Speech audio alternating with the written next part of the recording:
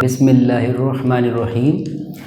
आज हम lecture number 10 को शुरू करने जा रहे हैं और लेक्चर नंबर 10 जो है हमारा एक न्यूमेरिकल पर मुश्तमिल है जिसका ताल्लुक टेक्स्ट बुक का पेज नंबर 38 से है, न्यूमेरिकल नंबर 3 है।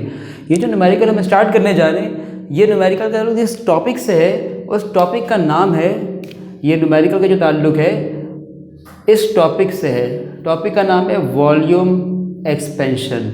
तो हमारा जो न्यूमेरिकल है ये वॉल्यूम एक्सपेंशन के बारे में है। सवाल को पहले रीड करते हैं फिर हम आगे कंटिन्यू करेंगे। सवाल के अंदर कहा जा रहा है फाइंड करें वॉल्यूम में आने वाला चेंज। हम यहाँ पे मालूम करना चाह रहे हैं कितना वॉल्यूम चेंज होगा और हमने पढ़ रखा है वॉल्यूम एक्सपेंशन के टॉपिक के अंदर जब किसी ऑब्जेक्ट को गर्म करते तभी वॉल्यूम चेंज होता है। तो इसका मतलब यहाँ पर डेफिनेटली वॉल्यूम चेंज हो रहा होगा हीट की वजह से। तो इसका मतलब अगर वॉल्यूम चेंज मालूम करना है तो किस चीज़ का वॉल्यूम चेंज निकालना है, यहाँ पर एक स्फीयर का वॉल्यूम चेंज निकालना है हमें। और ये स्फीयर बना हुआ किसका है, एल्यूमिनियम का बना हुआ है। ये स्फीयर बना हुआ है एल्यूमिनियम का। हम बात करें एक स्फीयर स्फेरिकल शेप की जो कि एल्यूमिनियम का है और इस स्फीयर का रेडियस जो 0.4 मीटर है। यानी हमने यहाँ पे बात की है एक स्फीयर की और उस स्फीयर का जो रेडियस है यानी कि सेंटर से लेकर बाउंड्री तक जो डिस्टेंस है ये बराबर है 0.4 मीटर के बराबर है। हम बात कर रहे हैं इस एल्यूमिनियम स्फीयर की जिसका रेडियस 0.4 मीटर है। हम इसे जब हम इसे हीट करेंगे इस स्फीयर को हीट करेंगे तो हीट करने के बाद ये हर तरफ से एक्सपेंड होगा। हर तरफ से एक्सपेंड होने का मतलब इसका वॉल्यूम बढ़ेगा। वॉल्यूम बढ़ने का मतलब हर डायमेंशन में इजाफा है, बेसिकली लेंथ हो, विड्थ हो, हाइट हो। यहाँ पर बेसिकली हम स्फेरिकल शेप की बात कर रहे हैं। ये स्फीयर एक्सपेंड होकर बड़ा हो जाएगा। ये जब बड़ा होगा एक्सपेंड होगा उसे कहते हैं वॉल्यूम में चेंज आ जाएगा, इसका वॉल्यूम बढ़ जाएगा। कितना चेंज होगा हमें वो मालूम करना है। तो सबसे पहली बात तो सवाल के अंदर गिवन हमें एल्यूमिनियम स्फीयर का रेडियस गिवन है। तो हम यहाँ पर जब डाटा बनाएंगे तो डाटा के अंदर इस बात को लिख देंगे कि इस क्वेश्चन के अंदर जो हमें रेडियस बताया जा रहा है स्फीयर का वो 0.4 मीटर का रेडियस है। तो सबसे पहली बात तो ये आ गई रेडियस ऑफ स्फीयर। इसके बाद सवाल क्वेश्चन के अंदर कहा जा रहा है इसको हीट करना है हमें। अब जो हीट करना है इसको ये 0 डिग्री सेंटीग्रेड पर था और इसको गर्म करते गए इसको हीट सप्लाई करते गए और इसका टेम्परेचर जो है 0 डिग्री सेंटीग्रेड से बढ़ा दिया हमने। कितना कर दिया, चेंज करके 100 कर दिया। यानी जब ये स्टार्टिंग में देखा तो इनिशियल टेम्परेचर 0 था और बाद में टेम्परेचर 100 हो गया। तो इसमें टेम्परेचर चेंज आ रहा है। तो इनिशियल टेम्परेचर अगर मैं कहूँ आपसे तो इनिशियल टेम्परेचर 0 डिग्री सेंटीग्रेड है और अगर फाइनल टेम्परेचर के बारे में बात की जाए तो फाइनल टेम्परेचर कितना है यहाँ पर 100 डिग्री सेंटीग्रेड। टेम्परेचर में जो चेंज आया है 0 से 100 हीट सप्लाई करने की वजह से आया है। अब दोनों टेम्परेचर में फ़र्क नहीं कर पा रहे हम, तो फ़र्क करने के लिए हम यहाँ लिख देते हैं इनिशियल टेम्परेचर को T1 और फाइनल टेम्परेचर को लिख देते हैं T2। तो इस सवाल के अंदर क्या गिवन था, हमें रेडियस गिवन है, इसके अलावा हमें क्या गिवन है, इनिशियल टेम्परेचर और फाइनल टेम्परेचर। एक और चीज़ गिवन है यहाँ पर, अल्फा की वैल्यू गिवन है यहाँ पर 24 × 10⁻⁶ ये अल्फा की वैल्यू है। इस वैल्यू को यहाँ पर कॉपी करते हैं। अल्फा की वैल्यू यहाँ पर है 24 × 10⁻⁶ केल्विन इनवर्स। ये तो चीज़ें हमने लिख दी जो हमें गिवन थी क्वेश्चन के अंदर। अब बात करते हैं रिक्वायर्ड क्या है। तो रिक्वायर्ड क्या था हमारे पास, हमें जो जिसमें फाइंड करनी है वो है चेंज इन वॉल्यूम। वॉल्यूम के लिए तो V का सिंबल इस्तेमाल हो जाएगा, लेकिन यहाँ पर हमें चेंज इन वॉल्यूम निकालना है। तो चेंज इन वॉल्यूम अगर मालूम करना हो हमें तो चेंज इन वॉल्यूम को फाइंड करने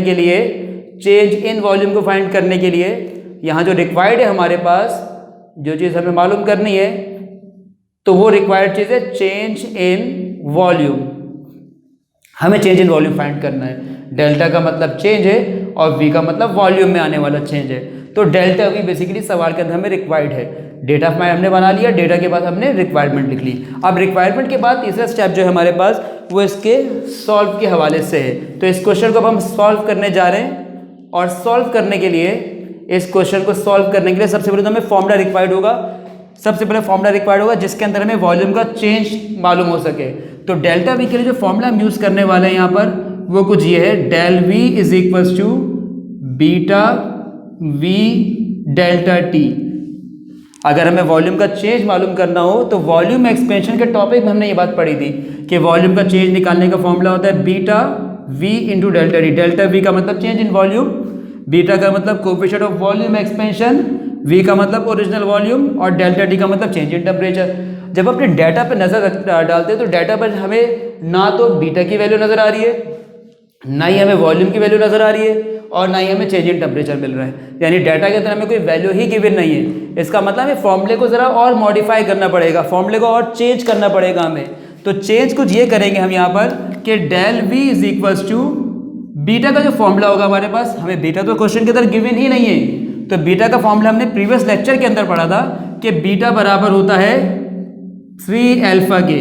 हमने प्रीवियस लेक्चर के अंदर ये बात पढ़ रखी है कि बीटा इक्वल होता है 3 अल्फा के, तो बीटा की जगह तो 3 अल्फा आ गया।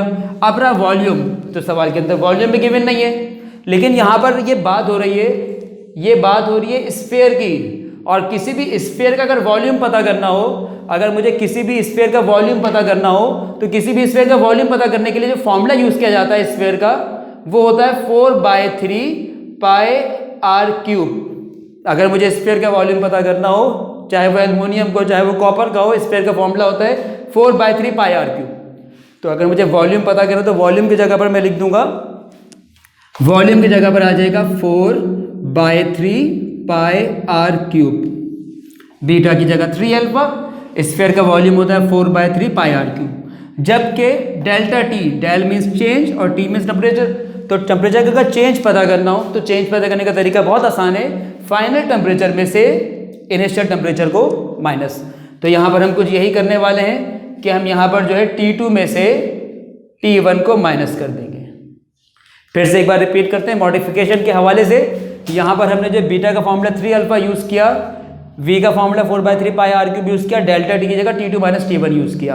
अब उसके बाद 3 और 3, तो 3 को 3 से हमने कैंसिल कर दिया, 3 और 3 हमने कैंसिल कर दिया।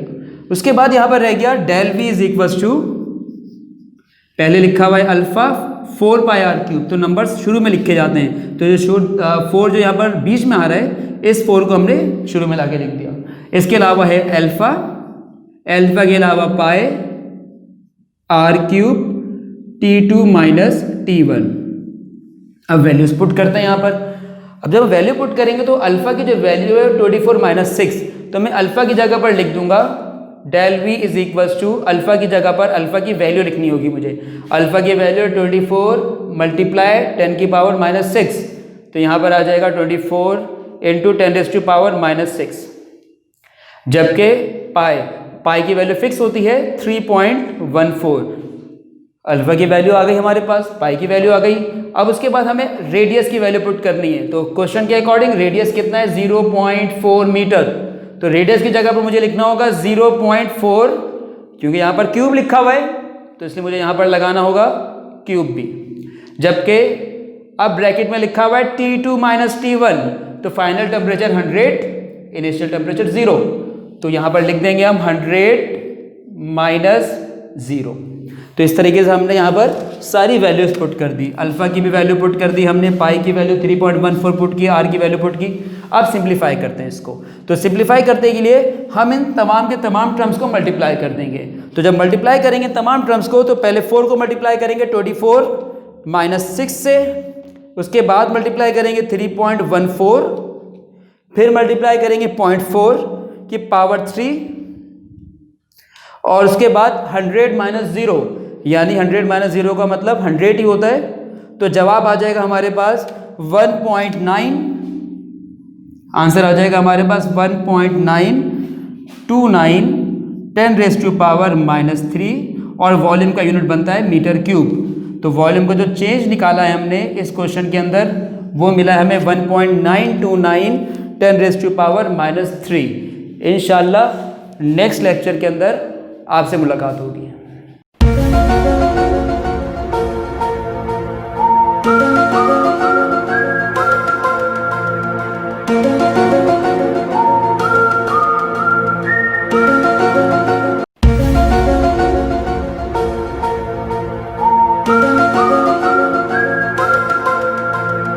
Thank you.